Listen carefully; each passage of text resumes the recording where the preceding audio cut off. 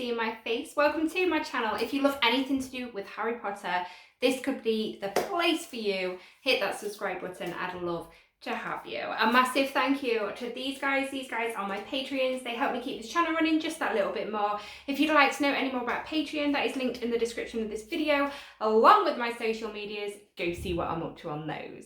So yes, in today's video, guys, we're going to talk about Lily and James Potter. There are certain things we know about this couple, but we don't know an awful lot. So I'm here to tell you things in research that I have found out about the Lily and James Potter, Harry Potter's mum and dad. So yes, we all know that Lily and James Potter were Harry Potter's parents. We all know that Lily and James Potter attended Hogwarts School of Witchcraft and Wizardry and were placed in Gryffindor. And we also know that they were members of the Order of the Phoenix. And that in 1981, both James and Lily Potter were murdered by Lord Voldemort on that horrible Halloween night, protecting their little boy, their son, Harry Potter. But what about before they met?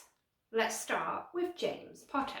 James Potter was born on the 27th of March in 1960. His dad was called Fleamont, if that's how you pronounce it, and his mother was called Euphemia, again, if that's how you pronounce it. I am so rubbish with names if they're not the normal names. His dad was an accomplished yet retired potioneer, cosmetic potioneer. In 1926, he was best known for creating the Sleek Easy's hair potion serum. James was conceived quite late on in his parents' lives, so they were older parents. And James was born into a very wealthy family and a pureblood family. The wealth, it's said, is due to the Sleek Easy hair potion that obviously the Potters made. Now, to me, James comes across as proud, arrogant, and boastful. Could that be because of his family wealth? Though, you know, he was a very wealthy child growing up.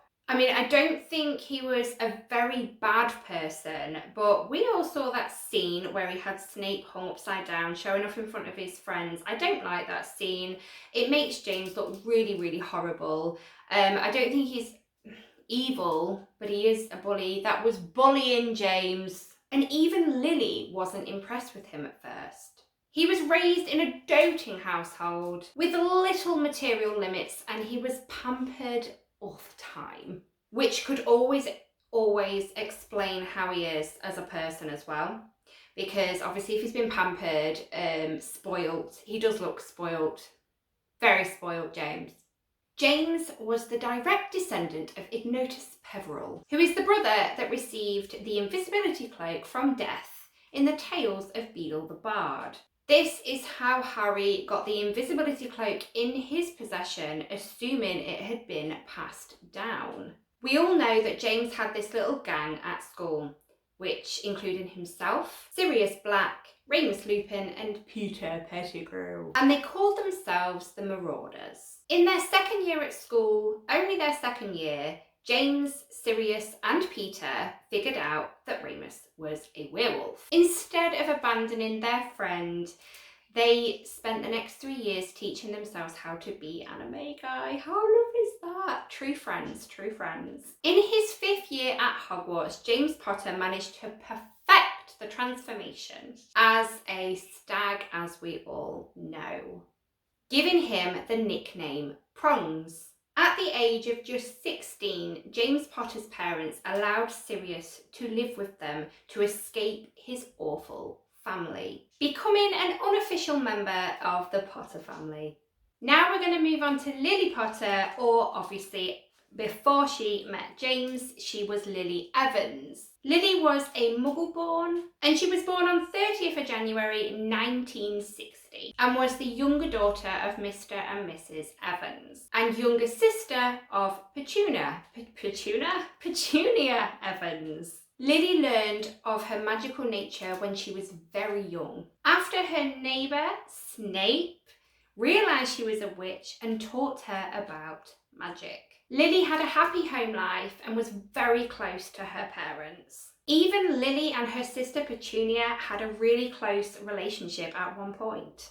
When Lily got her letter from Hogwarts, her parents were so proud. Petunia grew very jealous and their relationship sort of soured as sisters when Petunia realised Lily had these magical powers, and then obviously to top it off, Lily got her letter to Hogwarts, which just topped it off for Petunia. She even tried writing to Dumbledore asking to go. Obviously, it was rejected. Although Lily and Snape were sorted into separate houses, obviously Lily Gryffindor, Snape in Slytherin, they still found plenty of time to hang out because they were best friends. Obviously, they spent so much time together before Hogwarts, with Snape being her neighbour. He taught her magic. We've seen that they spent a lot of time together, so it would just make sense for them to find time for each other within the school so that they can carry on their friendship. Lily really didn't like James at the start. She really didn't. She didn't like his ego or how he bullied people. In his 7th year, he did start to mature, but he still liked to bully Snape. And Lily agreed to go out with James if he stopped bullying. Blackmail James? So romantic. But after some time, Lily did grow genuine affection for James. Now, going back to James bullying Snape, Lily stuck up for Snape once, and Snape lashed back at her, calling her a filthy mudblood. He begged Lily for her forgiveness. Now, I'm assuming, there's no excuse, he shouldn't have lashed out, but was it a heat of the moment? He was getting bullied, was it embarrassing? And did he find it embarrassing that a girl was sticking up for him and that's why he lashed out? Again, no excuse, and that is a really horrible word to call somebody in the wizarding world.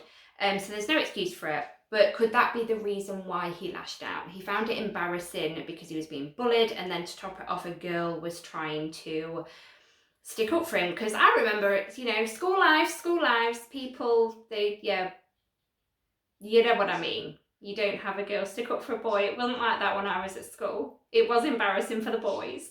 But Lily asked Snape if he still intended on joining the Death Eaters. With Snape saying that he was going to join the Death Eaters, Lily knew it was time to part ways, as he really couldn't see how bad the Death Eaters were, and she didn't want any involvement in that. Apparently it's said that Lily, obviously at this time Lily Potter, was murdered the night she got murdered.